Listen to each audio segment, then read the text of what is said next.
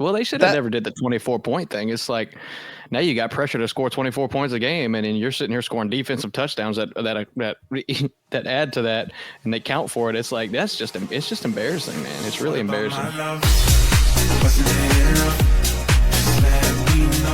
Iowa should have fired Brian Ferentz immediately and not waited to the end of the season. Bruh, it's an absolute travesty. What was he supposed to have, like 24 points average a game on offense?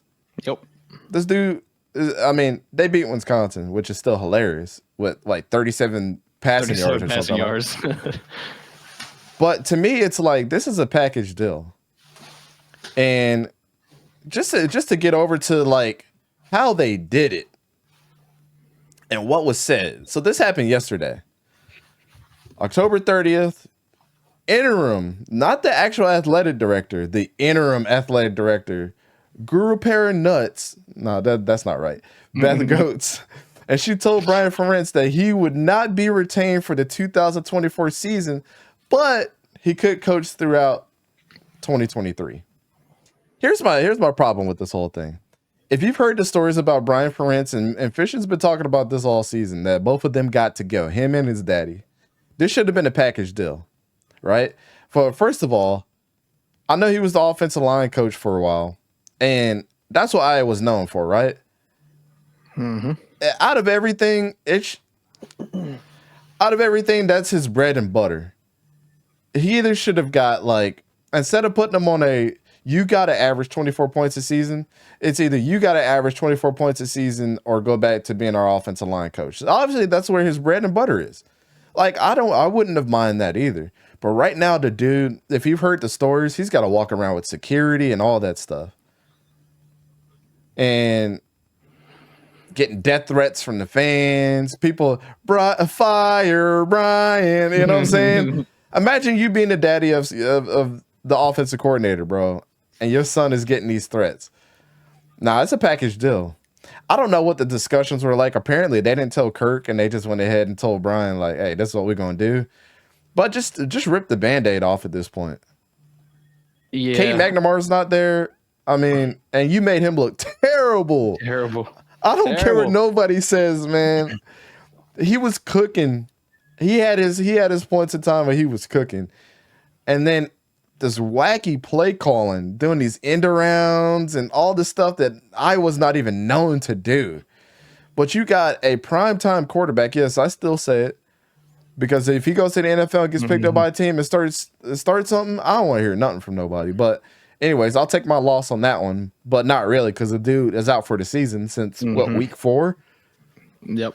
If you can't understand that Brian Ferentz is the actual problem, man, he was terrible at play calling. But how come your defense is like still top notch? And then your offense just, it hasn't matched up for years. No, it doesn't. It really doesn't. I'm glad you said something about him being the O-line coach, though. Like, hey, let's just coach the rest of the year. Maybe we'll demote you, hire somebody else. That's interesting. I was about to ask you that question as soon as you brought it up. I don't know if they'll do that. I still think he needs to go, though. I mean, I think the head coach does, too. But maybe they're trying to keep him. He's been there a long time. Kind of like we talk about Whittingham at Utah. Like, he's been there a long time and done some really good things for him. But what was dude at TCU that they let go of and did him dirty? Gary Patterson. Oh, yeah, my boy. It's like Gary Patterson. It's like, not saying I agree with the TCU situation, but sometimes you just gotta rip the Band-Aid off and get some new blood in there. But he's been there 3 years, and I forget the exact actual numbers, but I heard this literally today. He had in 2021, I think he was 123rd offense, something like that.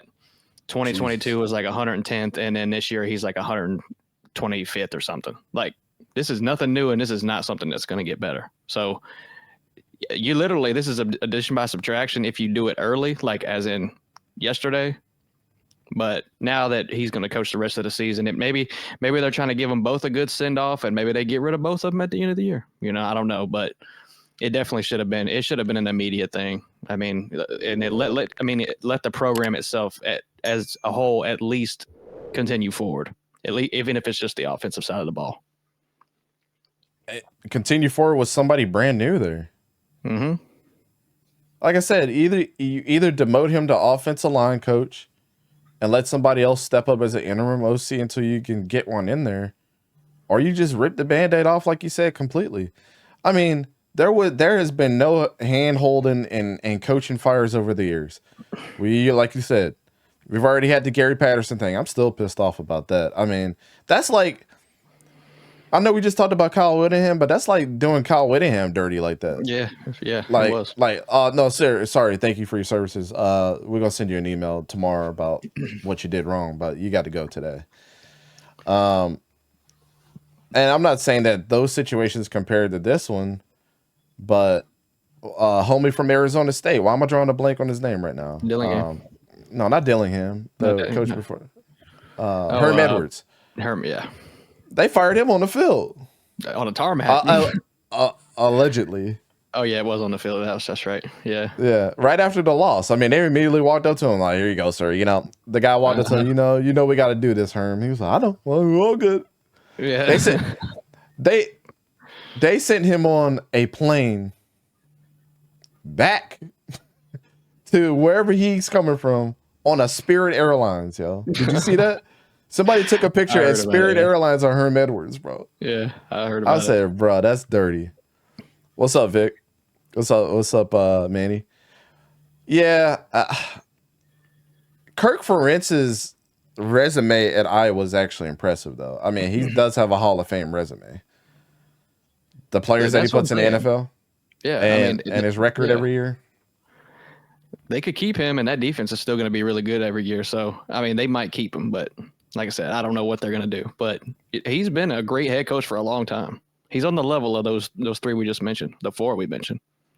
Yeah, it's just instead of the AD coming in just saying, again, I'll reiterate this: the AD coming in and saying, "Oh, we'll get rid of you. We're not bringing you back for 2024, but you can coach the rest of the season." You should have just fired him immediately. Because imagine being Kirk. How embarrassing is that? How embarrassing is that for Brian to come in and practice every day knowing that his job is gone? Yeah. Well, they should have never did the 24-point thing. It's like now you got pressure to score 24 points a game, and then you're sitting here scoring defensive touchdowns that add to that, and they count for it. It's like it's just embarrassing, man. It's really embarrassing. And then your players probably think you're a chump too. Well, yeah, that, and then it's just like when you put your 2 weeks in at work, are you really going to care about them last 2 weeks at work like you would when you're a full-time employee? Not if you know you're gone. Nope. It's very hard to justify that. It's very hard to justify even good coaching going in. Mm-hmm. I don't know. A little bit of nepotism has happened, as we know. He was a good offensive line coach, so it's not like you couldn't justify hiring him because he put tons of good tight ends and offensive linemen into the NFL. But just at this point in time, you got to let bygones be bygones, and you got to move on, with your life. Yep, I agree. Vic said the OC sucks. Yeah, Brian is not good. Who can come into Iowa and recruit well as Ferentz? Well, this is his son. We're not saying Kirk is still going to be there. His dad's still going to be there. So I don't think. I mean, did he recruit really well on offense though? I mean, can we name a recruit that's come off of that offense that's been NFL talent? He had a 5-star offensive lineman that flipped and went to Bama. That's the only notable thing I can remember. I can't even tell you. It was Caden outside of offensive lineman, Tyler Linderbaum, and a couple of the tight ends that went out, Sam Laporta. No good quarterbacks, no good running backs, no good wide receivers. But you know what? If Brian Ferentz was a good offensive coordinator, we might be able to name a few right now, and that's the reason why we can't. Yeah, so tight ends and offensive linemen don't win you games. Right. They set a great baseline for you, but you had Cade McNamara and couldn't do anything with him. Cade McNamara beat Ohio State. Cade McNamara won a ton of games. Cade McNamara was a pretty good quarterback. regardless of what people want to say about him now. And you made him look like what everybody's been claiming this whole time of why JJ McCarthy replaced him. Yeah. That's wild to me, man. I don't know who you can bring in to settle the situation up there now. I guess we'll see at the end of the season what situations come about it, but I don't see him being nothing but a positional coach for a very, very long time. I mean, it's just like, with a lot of guys, it's some college coaches are not good NFL coaches. Some positional coaches are not good OCs or DCs. Some good DCs. Mm-hmm. Some OCs and DCs are not good head coaches. You know what I'm saying? Manny Diaz, for example. That's the first one that comes to mind. Great defensive coordinator, bad head coach. Will Muschamp, same thing. Will Muschamp. Yep. There's plenty of them. Jeremy Pruitt. Yep. I missed him at Florida State. He should have never left. But it is what it is. Kittle, Hawkinson. He wasn't. I don't think he was the OC when Kittle was coming out, though.